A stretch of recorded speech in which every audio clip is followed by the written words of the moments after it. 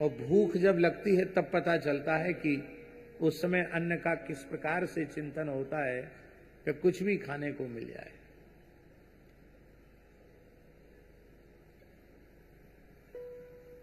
संत मुझे स्मरण नहीं है, लेकिन वृंदावन में अधिक मास था। बात 1995 से पहले की बात है। अब 92 की है कि 93 की है, वो विचार करने से पता लगेगा किस सन में अधिक मास था। तो हमने भी वृंदावन की दंडोती परिक्रमा की।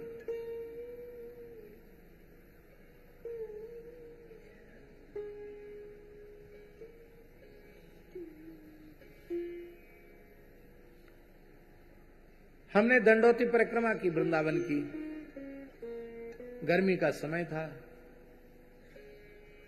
तो रात्रि में 8-9 बजे चलते थे। उस समय पक्का रोड नहीं था, परिक्रमा में कच्चा रास्ता था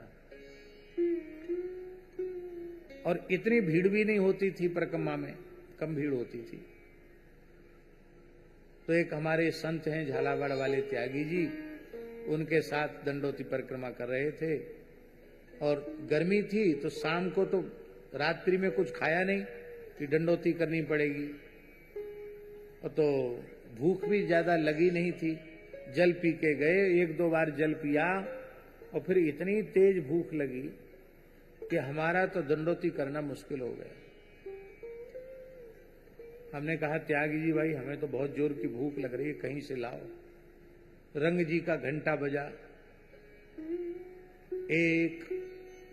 बोले महाराज रात्रि का 1 बज रहा है, 1 बजे कहां से लाऊं, जंगल है यहाँ। भाई मैं तो भूख से बहुत व्याकुल हूं। तो बगल पास में राजपुर गांव है, पगडंडी। अब तो पूरी परिक्रमा में निर्माण हो गया, उसमें निर्माण नहीं था, जंगल था। तो त्यागी जी बोले राजपुर गांव से किसी ब्रजवासी को जगा के उसके घर की मधुकरी ले आवे। हमने कहा वैसे तो हम मधुकरी नहीं पाने में ज्यादा वो रखते हैं, लेकिन अब भूख लग रही, ले आओ, कोई बात नहीं। जैसे ही आगे जाने का विचार सो किया, सो कुत्ता भौंकने लग गए। बोले कुत्ता तो वैसे चीड़ फाड़ कर देंगे, तो कोई थोड़ी दूर आगे चलते हैं। तो थोड़ी दूर चले, एक रास्ता चामुंडा की तरफ चला गया, एक इधर की ओर मुड़ जाता परिक्रमा में। उस समय वहां कोई निर्माण नहीं था। तो हमने क्या देखा, एक पीलू के वृक्ष के नीचे एक महात्मा बैठे। अनुमान है रात्रि का 1:30 या 2 बज रहा होगा। गौर वर्ण था, कृश शरीर था, एक लंगोटी शरीर पर थी और कोई कपड़ा नहीं था, और जटाएं गोल गोल उन्होंने बांधी हुई थी। कोई तिलक स्वरूप वगैरह भी नहीं था, पर लग रहे थे कोई सिद्ध महात्मा है। उनका कभी हमने पहले वहां दर्शन भी नहीं किया, पर हमने जाकर जैसे ही उनको प्रणाम किया तो प्यास भी लगी रही थी, गर्मी थी और भूख भी लग रही थी। तो उन्होंने कहा आओ बालक भगवान, जल पियो। उनका लाओ, उनके करवा में जल था। तो बोले खाली पेट जल मत पियो, भूख तुमको लग रही है और खाली पेट पानी लग जाता है, कुछ खा करके पानी पियो।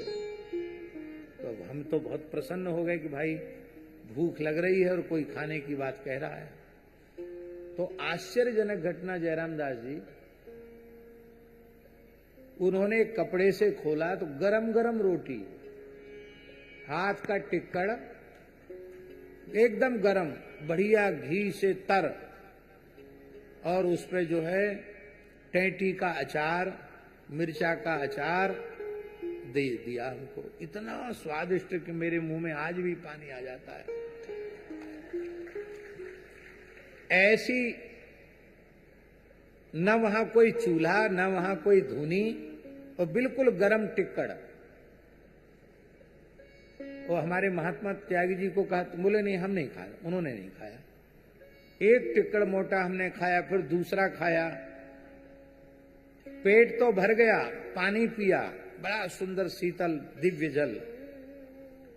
लेकिन मन नहीं भरा, इतना स्वादिष्ट था कि पेट में जगह होती तो एक आध और खा लेते। ऐसा 2 टिक्कड़ मोटे मोटे खाए,